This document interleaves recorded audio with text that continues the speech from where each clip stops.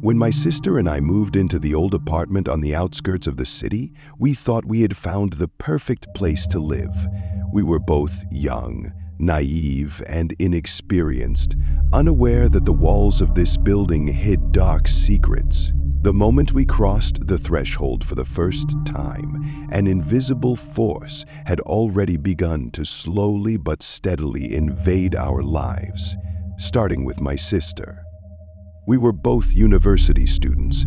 I, the younger one, quiet and reserved, preferred reading books and taking late-night walks around the city. She, the older one, was confident, decisive, and appeared capable of handling any challenge. But just a few weeks after we moved in, strange things began happening in the apartment. It all started with the shadow. I often saw her shadow moving across the walls while she remained in place, absorbed in her thoughts. At first, I thought it was just a play of light and dusk, but then strange noises began to appear, creaks, rustlings, as if someone were silently walking through the rooms, yet neither my sister nor I saw anyone.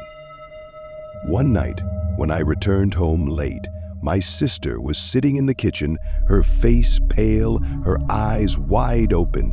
She didn't notice me. Her gaze was vacant, like someone who was both here and somewhere else at the same time. I approached her, asking if everything was okay, but she simply turned her head and said, "He's watching me, and he won't let go." I didn't understand what she meant, but she repeated this every night. My sister and I didn't discuss it seriously, but the tension in the air grew heavier. I could feel her becoming more and more withdrawn, her energy draining away. She began avoiding people, and her eyes became dull, losing the spark they once had. At night, I would hear her wandering through the apartment, almost in a trance. Sometimes when I woke up, I would see her standing by the window, staring into the darkness, as if something or someone was calling her. I tried to look into her eyes, but I couldn't bear the coldness in them. The air in the room became suffocating, and sometimes it felt as though the air thickened, as if I were trapped in a nightmare. One night I woke up to the sound of heavy footsteps. When I opened my eyes, my sister was standing right by my bed. There was nothing human in her face. Her eyes were wide open, empty, lifeless. I froze. It was as though someone else was in her body, someone who had no mercy.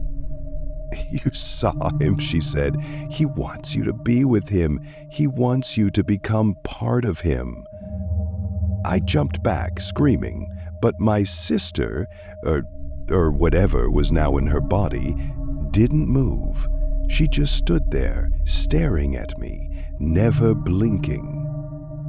I grabbed the blanket, unsure of what to do or say. There was something ancient and sinister in her gaze, as though it was reaching into my very soul. I tried calling her name, but she didn't react. Instead, she began whispering, "He's already here. He's already inside." The next morning, my sister seemed normal again, but I could sense something had changed. Her smile was strange, and her movements felt unnatural.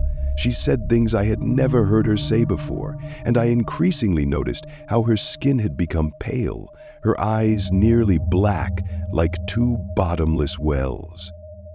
That evening, while we were having dinner, I saw something on her arm. What looked like a tattoo. A dark design that was barely visible at first, but with each passing day, it grew brighter and brighter. It resembled ancient symbols, as if her body itself was beginning to change.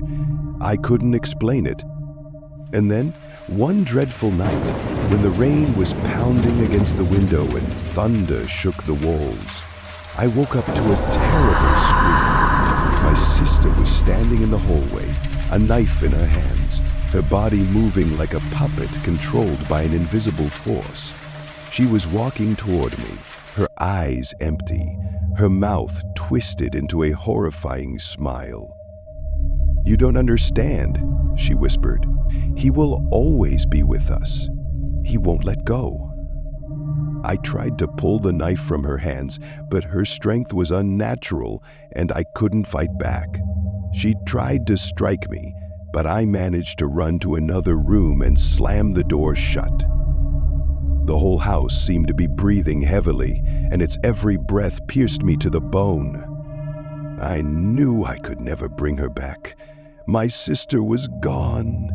There was something else inside her now, something that came from the dark world. It had taken over her, and as its power grew stronger, her body became more and more foreign.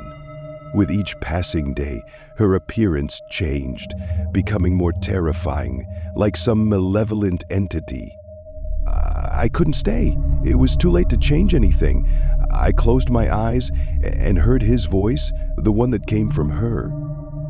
"He will come for you and for everyone who dares to enter here." But it was already too late. The spirit that had taken my sister had claimed her, and I couldn't save her. And the apartment? It remained empty, filled with evil, with something that would always wait for the next. I ran away.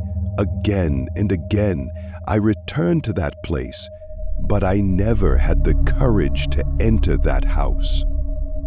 The walls stood there, silent witnesses, their stone hearts surely hiding even darker secrets.